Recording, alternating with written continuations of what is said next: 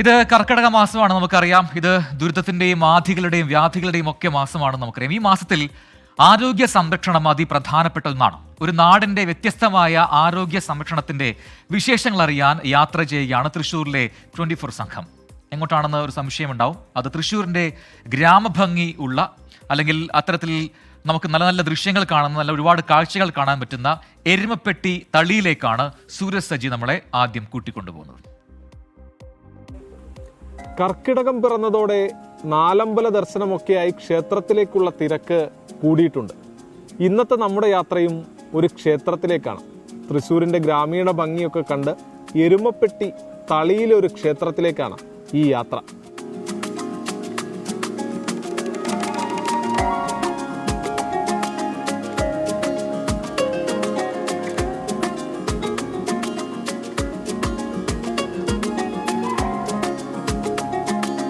പാലക്കാടിനെയും തൃശ്ശൂരിനെയും വേർതിരിക്കുന്ന മലനിരകൾക്കു കീഴെ 6 ഏക്കറിലധികം വിസ്തൃതിയിൽ ചേലൂർ ചിറ.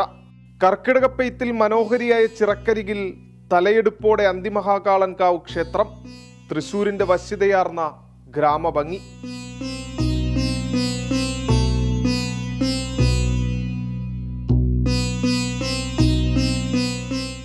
ആരോഗ്യ പരിചരണത്തിന് പ്രത്യേക പരിഗണന നൽകുന്ന മാസമാണ് കർക്കിടകം. അങ്ങനെ ഒരു നാടിൻ്റെ ആരോഗ്യത്തിന് വേണ്ടി ഒരു ക്ഷേത്രം തന്നെ ഇടപെടുന്നു.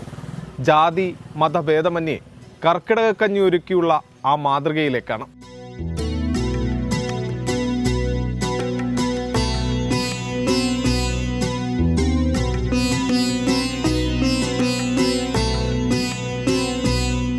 ഒൻപത് വർഷം മുൻപാണ് ഒരു നാടിൻ്റെ ആരോഗ്യ സംരക്ഷണത്തിനായി കർക്കിടകക്കഞ്ഞി എന്ന ആശയത്തിലേക്ക് അന്തിമഹാകാളൻകാവ് ക്ഷേത്ര കമ്മിറ്റി എത്തുന്നത്. 2015 മുതലാണ് തുടങ്ങിയത്. അന്ന് അമ്പലത്തിൻ്റെ പ്രതിഷ്ഠ നടന്നു. ആ പ്രതിഷ്ഠ കഴിഞ്ഞ് ആ വർഷം തന്നെ നമ്മൾ വർഷക്കഞ്ഞി കൊടുത്തു. അപ്പോൾ അങ്ങനെ കാട്ടുപോയി ശേഖരിക്കാം വിചാരിച്ച് കാട്ടുപോയി ശേഖരിച്ച് ആ വർഷം തന്നെ നമ്മൾ കൊടുത്തു. അന്ന് ഒരു 150-200 ആൾക്ക് മാത്രമേ നമുക്ക് കൊടുക്കാൻ കഴിഞ്ഞുള്ളൂ. പിന്നെയുള്ള വർഷങ്ങളിൽ അത് മെച്ചപ്പെടുത്തി ഈ ഒരു 500 ആൾക്കാർക്ക് ഇത് സ്ഥിരമായിട്ട് കൊടുക്കുക. കടകളിൽ നിന്ന് ആയുർവേദ മരുന്നുകൾ വാങ്ങുന്ന പതിവ് രീതി ഉപേക്ഷിച്ചു. പകരം വനത്തിൽ നിന്ന് തന്നെ മരുന്നുകൾ നേരിട്ട് ശേഖരിച്ചു. തീർത്തും തനിമ ചോരാതെ കർക്കിടകക്കഞ്ഞി സ്വന്തം നാടിന് വിളമ്പി.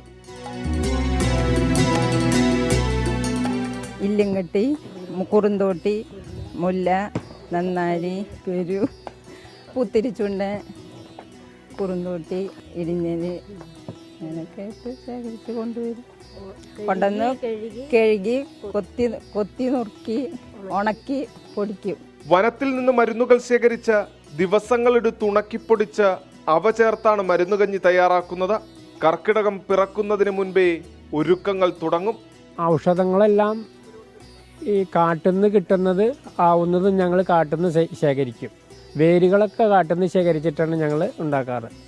പിന്നെ അതിൽ ചേർക്കേണ്ട പല വ്യഞ്ജനങ്ങൾ കടയിൽ നിന്ന് മേടിച്ചിട്ട് ഞങ്ങൾ പൊടിപ്പിച്ച് മില്ല് കൊണ്ടുപോയി പൊടിപ്പിച്ചിട്ടാണ് ഉപയോഗിക്കുന്നത്. അല്ലാതെ കടയിൽ നിന്ന് പൊടി മേടിച്ചിട്ട് ഞങ്ങൾ ഉപയോഗിക്കാറില്ല, ഇതുവരെ ഉപയോഗിച്ചിട്ടില്ല. ഇത് 9ാമത്തെ വർഷമാണ്. നമ്മുടെ കഞ്ഞി ഇങ്ങനെ തയ്യാറായിക്കൊണ്ടിരിക്കുകയാണ്. അപ്പോൾ സ്മിത ചേച്ചി ഉണ്ട്. സ്മിത ചേച്ചി ഈ കഞ്ഞി എങ്ങനെയാണ് തയ്യാറാക്കുന്നതെന്ന് പറഞ്ഞു തരും. ചേച്ചി എങ്ങനെയാണ് ഈ കഞ്ഞിയുടെ തയ്യാറാക്കുന്ന കർക്കിടക കഞ്ഞി? ഞങ്ങൾ കാട്ടിൽ പോയിട്ട് മരുന്നെല്ലാം പറിച്ച് കഴുകി ഉണക്കി കൊത്തി പൊടിച്ച് അതേപോലെ മരുന്ന് മല്ലി അങ്ങനെയുള്ള സാധനങ്ങളൊക്കെ മേടിച്ച് കഴുകി ഉണക്കി പൊടിച്ച്, പിന്നെ ഇപ്പം ഞങ്ങൾ 1:30-ക്ക് അരി അടുപ്പത്തിടും. ഉണങ്ങല്ലരിയാണ് ചേർക്കുന്നത്. പിന്നെ 4 മണി 5 മണി ആകുമ്പോഴേക്ക് എല്ലാവരും വരും. 100-500 ആളോളം വരും. 40 കിലോ അരിയോളം ഇപ്പം ഞങ്ങൾ വെക്കുന്നുണ്ട്.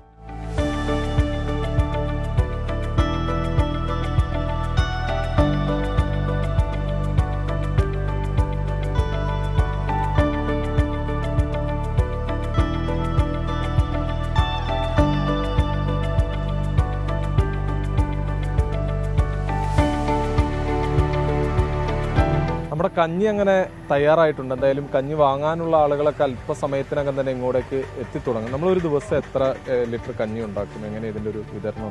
30 കിലോനുള്ള കഞ്ഞി ഉണ്ടാക്കും. അത് ആൾക്കാരുടെ ക്രൗഡിനനുസരിച്ച് നമ്മളത് കൂട്ടും ചെയ്യും, വർദ്ധിപ്പിക്കും. ആളുകൾ വരാറുണ്ട്. പിന്നെ 200, 300, 400 അതിൽ കൂടി ആൾക്കാർ വരും. നിരവധി പേരുടെ ദിവസങ്ങൾ നീണ്ട അധ്വാനത്തിന്റെ ഫലം ജാതിമത ഭേദമന്യേ സ്നേഹക്കഞ്ഞിയായി പകുത്തു നൽകും.